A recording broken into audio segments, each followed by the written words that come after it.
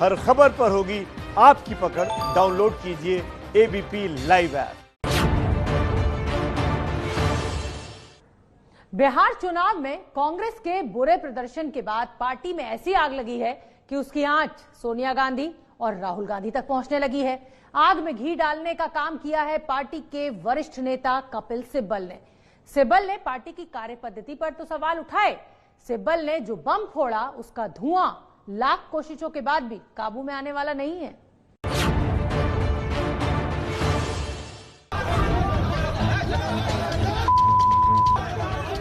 हार के बाद कांग्रेस के नेताओं में हुई धक्का मुक्की।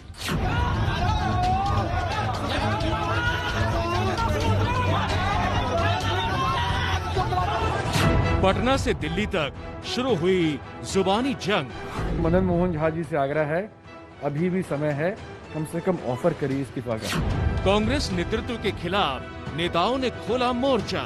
कहीं न कहीं कमियां हम में हैं और वो कमियां संगठन की है और टिकट के बंटवारे की है। शक्ति सिंह गोहिल और 2 सेक्रेटरी लगातार 3-4 सालों से बिहार के इंचार्ज और बिहार का संगठन नहीं बन पाया। और हार का विवाद अब सिर्फ निचले स्तर तक नहीं रह गया है। हाल ये है कि कांग्रेस में सिर्फ फुटबॉल शुरू हो चुकी है। पटना से उठी आग दिल्ली में गांधी परिवार की गलियों तक पहुंच चुकी है। एक लाइन में खबर समझे तो सोनिया गांधी और राहुल गांधी के समर्थन और विरोध में पार्टी बंट चुकी है। जिस राजस्थान में कांग्रेस की सरकार है, वहां के मुख्यमंत्री अशोक गहलोत, जिस छत्तीसगढ़ में कांग्रेस की सरकार है, वहां के मुख्यमंत्री भूपेश बघेल और लोकसभा में कांग्रेस संसदीय दल के नेता अधीर रंजन चौधरी खुलकर गांधी परिवार के समर्थन में बैटिंग कर रहे हैं।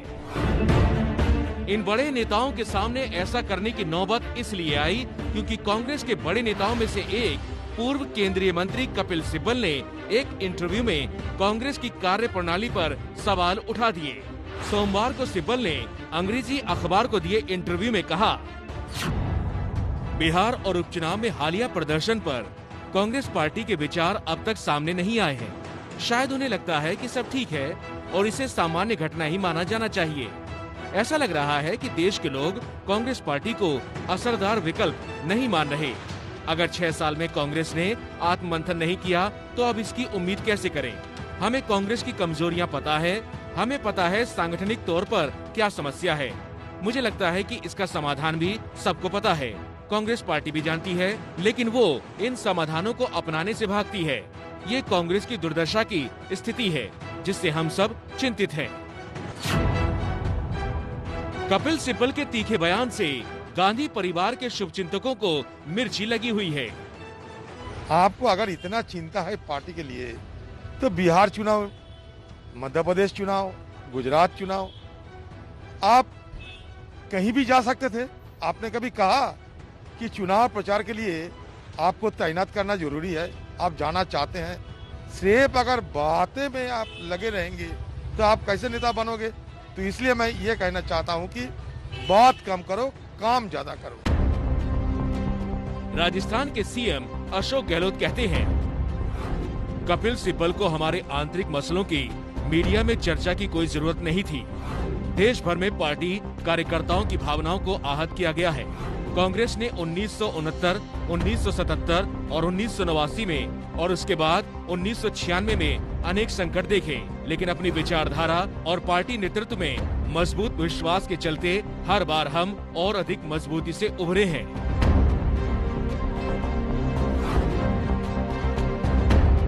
साफ है कि कांग्रेस इस वक्त 2 धड़ों में बढ़ चुकी है और कपिल सिब्बल की हाँ में हाँ मिलाते हुए अब पूर्व वित्त मंत्री और कांग्रेस के बड़े नेताओं में से एक पी चिदम्बरम ने भी धावा बोल दिया। दैनिक अखबार को दिए इंटरव्यू में चिदम्बरम ने कहा, कांग्रेस का जमीनी स्तर पर संगठन या तो नदारद है या कमजोर पड़ चुका है। हर स्तर पर आत्ममंथन की जरूरत है। कांग्रेस ने बिहार में अपने संगठन की ताकत में ज्यादा सीटों पर चुनाव लड़ा। पार्टी को सिर्फ 45 उम्मीदवार उतारने चाहिए थे। अब केरल, तमिलनाडु, पुदुचेरी, पश्चिम बंगाल और असम सामने है। हमें देखना है कि वहां क्या नतीजे सामने आते हैं। जाहिर है सवाल तो नेतृत्व के खिलाफ ही खड़े किए जा रहे हैं और ये बयान ऐसे वक्त में आने शुरू हुए हैं जब अगले महीने कांग्रेस में अध्यक्ष का चुनाव प्रस्तावित है। चुनाव में गांधी परिवार के बाहर से कोई अध्यक्ष बनेगा या फिर गांधी परिवार के हाथ में ही कमान रहेगी, इसका सस्पेंस अभी भी बना हुआ है। लेकिन जिस तरीके से पार्टी दो विचारों में बटी हुई है, अपनी अपनी लॉयल्टी साबित करने में नेता जुटे हैं। पार्टी को फिर से मजबूत करने की जरूरत है, तो उस काम में हम सब लोग लगे हैं और हम चाहेंगे कि चिदम्बरम जी भी कांग्रेस के सीनियर लीडर हैं, वो भी अब इसमें सहयोग करेंगे ही। कहीं ना कहीं कमजोरी रही है, यही बात तो मैंने भी कहा है कि इस बात को का जायजा लेने की जरूरत है कि कहाँ हम कमजोर पड़ गए। बिहार की हार कांग्रेस के लिए सबक इसलिए भी है क्योंकि सामने पश्चिम बंगाल समेत 6 राज्यों के चुनाव हैं, जहां कांग्रेस एक बड़ी ताकत मानी जाती रही है। लेकिन जिस तरीके से कांग्रेस घर में ही परेशान है, उससे लगता नहीं कि आने वाले दिन कांग्रेस के लिए अच्छे रहने वाले हैं। तो चलिए अब ग्राफिक्स के जरिए आपको समझाने की कोशिश करते हैं कि कांग्रेस की देश में हैसियत क्या है। राजस्थान, पंजाब, छत्तीसगढ़ और पुदुचेरी में सरकार है कांग्रेस की। महाराष्ट्र, झारखंड में कांग्रेस सरकार में शामिल है। लोकसभा में 51, राज्यसभा में 40 सांसद हैं कांग्रेस के और देश भर में सिर्फ 787 विधायक हैं। बिहार में तो कांग्रेस हार चुकी है और अब अगला नंबर बंगाल का लग रहा है। अधीर रंजन चौधरी बंगाल में लेफ्ट के साथ चुनाव लड़ने का प्रस्ताव पेश भी कर चुके हैं। कांग्रेस खुद ही कह रही है कि पहला मकसद बीजेपी को रोकना है। उधर अमित शाह बंगाल में बीजेपी की जीत के लिए मोर्चा संभाल चुके हैं। मैं आपको कहकर जाता हूं, 200 से ज्यादा सीटों के साथ भारतीय जनता पार्टी। बिहार में विजय पताका फहराने के बाद बीजेपी के एजेंडे पर बंगाल है। अमित शाह खुद बंगाल जीतने के लिए मोर्चा संभाले हुए हैं। बंगाल के अंदर परिवर्तन श्री मोदी जी के नेतृत्व में ही आ सकता है। एक तरफ जहां बिहार विजय से बीजेपी के हौसले 7वें आसमान पर हैं, वहीं कांग्रेस में आपसी कलह से पार्टी के नेता परेशान हैं। हाल ये है कि कांग्रेस के नेता हर हाल में बंगाल में अपनी पकड़ मजबूत रखने के लिए लेफ्ट से गठबंधन की वकालत कर रहे हैं। हम तो लेफ्ट कांग्रेस मिलकर लड़ेंगे, एकजुट होकर लड़ेंगे। पूरा तैयारी हम कर चुके हैं, मैदान में उतारे हैं हम लोग और अगले दिन हम दिखाएंगे। आपको बता दें कि लेफ्ट फ्रंट की अगुवा सीपीएम भी चाहती है कि बीजेपी को रोकने के लिए गठबंधन की जरूरत है। प्रायोरिटी क्लियर है, बीजेपी को हराना। बंगाल में बीजेपी को हराना है तो बिना टीएमसी को हटाए हुए बीजेपी को नहीं हरा सकती। अगर सब मिल जाते हैं, वो जनाक्रोश का फायदा किसको मिलता? उसी बीजेपी को ना। केरल के अंदर जो लेफ्ट वाले कार्यकर्ता हैं वो प्रश्न करते हैं कि हमारा कांग्रेस के साथ मिलाप कैसे हो सकता है।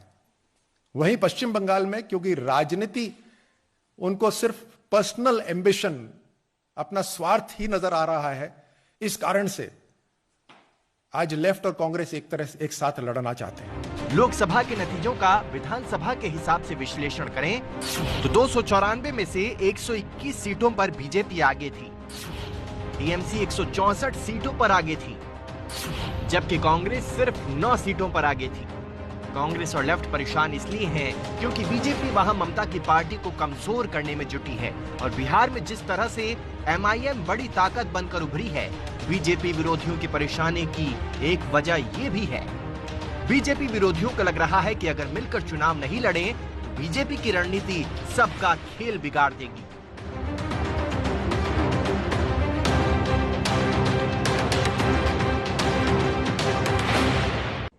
हम आपको बता दें कि कांग्रेस आधा दर्जन से अधिक बार देश की सत्ता से बाहर रह चुकी है। 2014 से कांग्रेस देश की सत्ता से बाहर है। पहले 1969, 1977, 1989, 1996 में सत्ता से बेदखल हुई है कांग्रेस।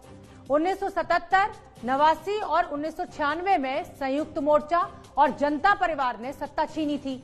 1999 और 2014 में बीजेपी ने कांग्रेस को सत्ता से बेदखल किया था। बिहार की इस हार के बाद जो आग की स्थिति कांग्रेस में है, उसमें ओबामा के बयान ने घी डालने का काम किया है। बिहार की हार के ठीक बाद अमेरिका के पूर्व राष्ट्रपति बराक ओबामा की किताब का पन्ना खुला है और उस पन्ने में राहुल गांधी की योग्यता पर सवाल उठाए गए हैं।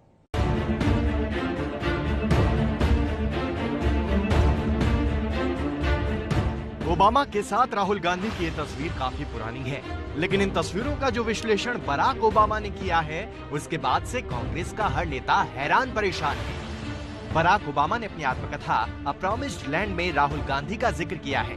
जिक्र करते हुए ओबामा ने अपनी आत्मकथा में राहुल गांधी की तुलना ऐसे छात्र से की है जिसने कोर्स वर्क तो किया है, शिक्षक को प्रभावित करने के लिए उत्सुक भी वो रहते हैं, लेकिन इस विषय में महारत हासिल करने के लिए या तो उनमें योग्यता नहीं है या फिर जुनून की कमी है। बीजेपी ये कहकर राहुल गांधी पर हमले कर रही है कि 7 समंदर पार भी लोगों को राहुल गांधी की योग्यता का पता है, लेकिन देश के कांग्रेसियों को नहीं। मात्र 4-5 दिन देखने के बाद ओबामा जी को सत्य मालूम पड़ गया कि ये नर्वस एंड अनफॉर्म्ड लीडर हैं, इनसे ना हो पाएगा। जो दूर 7 समुंदर पार ओबामा जी को मालूम पड़ गया, ये 7 दिन हफ्ते में जिसके साथ रहते हैं उनको मालूम नहीं है। कांग्रेस के सारे लोग जानते हैं जी कि ये नर्वस और अनफॉर्म्ड है, मगर कब तक, आप बताइए, कब तक 100 टन का पत्थर दिल पे रख के ये सब चुप बैठेंगे? राहुल गांधी के अलावा पूर्व पीएम मनमोहन सिंह का भी जिक्र ओबामा ने अपनी इस आत्मकथा में किया है। मनमोहन को ओबामा ने भावहीन, शांत किस्म और अगाध निष्ठा रखने वाला राजनेता बताते हुए उनकी तारीफ की है। इसके बाद ओबामा की किताब के एक पन्ने में ये भी बताया गया है कि सोनिया ने मनमोहन को प्रधानमंत्री इसलिए बनाया क्योंकि वो राहुल के लिए कोई खतरा नहीं थे। ये बात उन्होंने सोनिया गांधी से हुई मुलाकात के विश्लेषण को आधार बताते हुए कही है। ओबामा लिखते हैं कि इटली में पैदा हुई सोनिया ने मनमोहन को इसलिए चुना क्योंकि उनका कोई राष्ट्रीय राजनीतिक आधार नहीं था और वो राहुल गांधी के भविष्य के लिए कोई खतरा नहीं थे। राहुल को कांग्रेस पार्टी की कमान संभालने के लिए तैयार कर रही थी।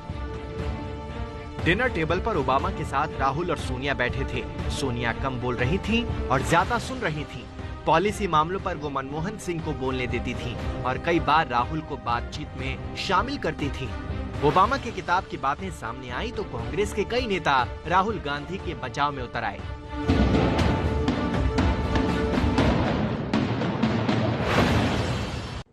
लक्ष्मी विलास बैंक पर आरबीआई ने 1 महीने की पाबंदी लगाई है। बैंक के लगातार हो रहे घाटों को देखते हुए ये बड़ा कदम उठाया गया है। हालांकि खाता धारकों को परेशान न होने के लिए कहा गया है क्योंकि उनका पैसा सुरक्षित रहेगा, लेकिन त्योहारों और शादियों का मौसम होने की वजह से ज्यादातर खाता धारक परेशान हैं।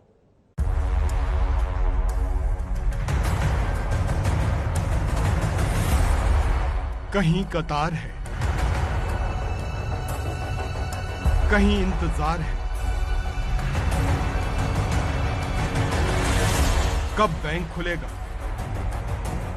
कब उनकी मेहनत की कमाई बाहर आएगी। ये सब हुआ है क्योंकि प्राइवेट सेक्टर के एक और संकटग्रस्त बैंक को सरकार ने मोरेटोरियम पर डाल दिया है। लक्ष्मी विलास बैंक पर 16 दिसंबर तक कई पाबंदियां लगाई गई हैं।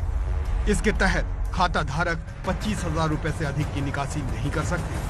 सरकार के इस कदम से लोगों की परेशानी बढ़ गई है। लक्ष्मी विलास बैंक पर विड्रॉमेंट की लिमिट के बाद जितने तमाम खाता धारक हैं अलग अलग तरीकों की दिक्कतों का सामना कर रहे हैं। सुबह सुबह बैंक पहुंच रहे हैं, पैसा निकालने को पैसा नहीं मिल रहा है। क्या कुछ दूसरी दिक्कत आ रही है, उनसे ही बात कर रहे हैं। अंकल जी, उम्र बहुत ज्यादा हो गई आपकी, क्या जरूरत पड़ गई? 82 हुआ है मेरा साल। मेरे को दवा के लिए पैसा चाहिए, मेरे को डायबिटीज है और एक पैसा का कमाई है नहीं मेरे पास। मैं पैसा लेने के लिए आया तो ना बोला। अच्छा ये बताइए कि क्या बोले बैंक आप गए हैं जब पैसा लेने के लिए? अभी नहीं है पैसा, अभी नहीं मिलेगा, 1 महीना होएगा। अभी आगे जाओ, मर्जर होएगा, मर्जर। शादी पड़ी है, सब शॉपिंग का कुछ करना है तो वो हिसाब से अभी क्या हम लोग क्या कर सकते हैं। तो अभी वही रूल्स के हिसाब से वो लोग बोल रहे 15 दिन 20 दिन लेंगे। 15 दिन के बाद शादी हमारी खत्म हो जाएगी तो उसका मतलब क्या है। लक्ष्मी विलास बैंक के बाहर खाता धारकों की कतार लगने लगी है। सुबह 10 बजे बैंक खुलने का समय था। कतार लगाकर लोग बैंक में जाने की बारी का इंतजार करते रहे। कुछ पैसे निकालने के लिए आए तो कुछ पैसा ट्रांसफर कराने के लिए और कुछ खाते बंद करने के लिए। मुंबई के अंधेरी इलाके में लक्ष्मी विलास बैंक के ब्रांच पर खाता धारकों के आने का सिलसिला शुरू हो गया। किसी के बचत के पैसे बैंक में जमा हैं, वो उम्मीद की नजरों से बैंक की तरफ देख रहे हैं। वेतनभोगी लोग हैं, तमाम मास्क लगाए यहाँ पर पहुंच रहे हैं। देखिए जो सिलसिला है लोगों के अब सुबह सुबह पहुंचने का शुरू है। हर तरफ यहाँ पर आपको भीड़ दिखाई देगी। लोग पहुंच रहे हैं यहाँ पर पैसे विड्रॉ करने के लिए, तमाम अपनी जरूरतों को पूरा करने के लिए। मैडम आप देखिए बैंक आई है सुबह सुबह, हाथ में पासबुक है, चेकबुक है, मैं देख रहा हूँ। क्या तैयारियां लेके आई हैं यहाँ पर? अभी क्या करेंगे, देखेंगे अभी कुछ क्या बोलता है बैंक, देखेंगे उनसे कुछ सलाह लेंगे कि भाई अभी हम लोग क्या कर सकते हैं आगे। जब बैंक में हम लोग खाता ही खोले तो आप लोगों को सुविधा करना चाहिए ना। मुझे सुबह सुबह ही न्यूज़ मिली है और मुझे पैसे की जरूरत है, विड्रॉल करना है, बट अभी मुझे तो हाई वैल्यू की जरूरत है। बाकी ये तो गलत बात है कि गरीब लोग सैलरी से 2-2, 3-3 हज़ार बचा के पैसे सेविंग करते हैं, बाद में फिर उन पर लिमिट लगाई जाती है। एक्चुअल में जब इंसान को जरूरत पड़ती है तो वो पैसा विड्रॉल नहीं कर पाते, तो फिर क्या मतलब है। अभी सवाल ये नहीं है कि विड्रॉवल की लिमिट और एक्सेट्रा, सवाल ये है कि अभी विश्वास ही नहीं, हम कौन सी बैंक पे विश्वास करें, एक बहुत बड़ा सवाल है। हर बैंक पे यही हो रहा है। आज ये बैंक उठ रही है, कल वो बैंक उठ रही है। यहाँ पे कोई अकाउंट ही नहीं रखना, कुछ भी नहीं रखना, हमारा लॉकर भी हमें कुछ भी नहीं रखना। अभी इस बैंक से विश्वास ही उठ गया है। बात सिर्फ मुंबई की ही नहीं बल्कि मदुरई और बेंगलुरु में भी हालात कुछ ऐसे ही हैं। लक्ष्मी विलास बैंक के बाहर जो खाता धारक है उनका जमावड़ा भी साफ तौर पर देखने को मिल रहा है। कुछ लोग कंफ्यूजन में हैं तो कुछ लोग जो है वो बैंक से आकर अपनी जो क्वेरीज है उनको पूछ रहे हैं कि आखिर कब वे अपने पैसे जो है निकाल सकते हैं। हमारे साथ यहाँ पर लक्ष्मी विलास बैंक के कुछ खाता धारक है, उनसे हम बातचीत करेंगे कि आखिर क्या मानना है उनका इस फैसले के बाद।